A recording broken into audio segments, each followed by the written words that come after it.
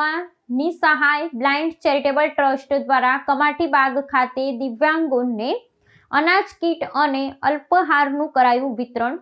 સુરવે પરિવારના સુપુત્રના જન્મદિવસે દિવ્યાંગોની સેવા કરી સમાજને નવો રાહ ચીંધ્યો। વડોદરાના સુપ્રસિદ્ધ સયાજીબાગ કમાટીબાગ ખાતે નિસહાય બ્લાઇન્ડ ચેરિટેબલ ટ્રસ્ટ દ્વારા દિવ્યાંગો માટે વિશેષ સેવાકીય પ્રવૃત્તિનું આયોજન કરવામાં આવ્યું હતું।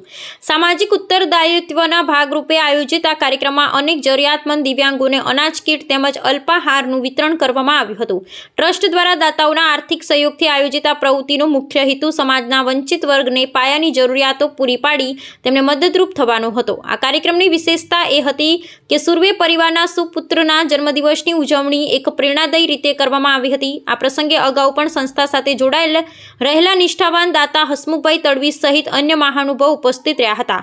ઉપસ્થિત દાતાઓએ પોતાના હસ્તે દિવ્યાંગોને સહાય અર્પણ કરી માનવતાનું ઉત્તમ ઉદાહરણ પૂરું પાડ્યું હતું। ઉલ્લેખનીય છે કે નિસહાય બ્લાઇન્ડ ચેરિટેબલ ટ્રસ્ટ છેલ્લા લાંબા સમયથી દિવ્યાંગોના સર્વાંગી ઉત્થાન અને કલ્યાણ માટે સતત કાર્યરત છે। આ અવસરે ઉપસ્થિત ડોક્ટર સલીમ વોરાએ જણાવ્યું હતું કે જન્મદિવસ જેવા પારિવારિક મંગળ પ્રસંગોની ઉજવણી જ્યારે સમાજના અશક્ત અને જરૂરિયાતમંદ લોકોની વચ્ચે કરવામાં આવે છે ત્યારે તે ખરા અર્થમાં સાર્થક ઠરે છે।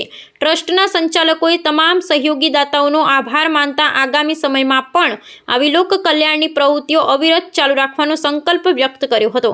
આ કાર્યક્રમ દ્વારા સમાજમાં પરોપકારની ભાવના વધુ પ્રબળ બને તેવો સંદેશો પાઠવવામાં આવ્યો હતો। આજે નિસહાય બ્લાઇન્ડ ચેરિટેબલ ટ્રસ્ટ દ્વારા આમ તો ઘણા કાર્યક્રમ થાય છે, ધાર્મિક યાત્રાઓ, અન્ન વિતરણ, ચક્ષુદાનના કેમ્પ તથા નિઃશુલ્ક દવાનું વિતરણ, પણ અમારા મુખ્ય સેવકો જે સુમનભાઈ, સુરવેભાઈ અને આજે અમૃતલાલ આવ્યા છે એમના દ્વારા પણ અમને ટેકો મળ્યો છે।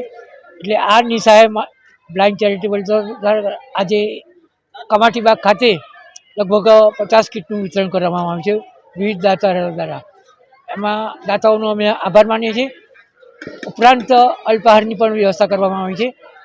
આ કાર્યમાં માત્ર દાતાઓ અને પ્રેસ રિપોર્ટરો મદદરૂપ હોય છે અને બ્લાઇન્ડ એનો લાભ લે છે। હું કહું છું કે જે અમૃતલાલભાઈ બોલ્યા કે હું તો માનું છું કે આ અમૃતલાલભાઈ જેવા ટેકોદાર હોય તો અમે હિમાલય પણ સર કરી શકીશું। આભાર।